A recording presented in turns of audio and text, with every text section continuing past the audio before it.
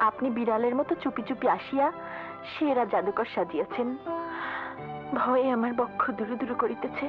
আপনি ষোড়শী বালিকা, আচমকা কোনো যুবকের সামনে দাঁড়ালে ভয়ে বক্ষ কাঁপিতে থাকিবে।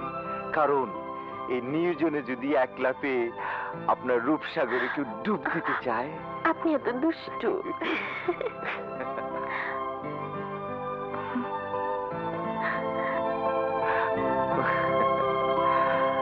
আমি যে দুষ্টু এতদিন পরে বুঝিলেন?